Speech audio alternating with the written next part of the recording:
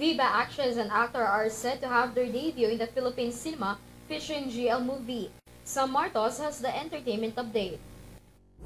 Kaya sa pakiramdam na kahit ilang beses kayong hindi magkaintindihan, sa huli, babalik pa rin kayo sa piling ng bawat isa.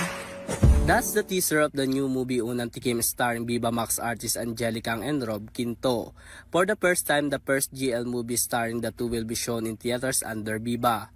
According to its director Roman Perez Jr., he said that many Viva Max artists wanted to be part of the said movie as he mentioned in the press conference, but he chose Rob and Angeli.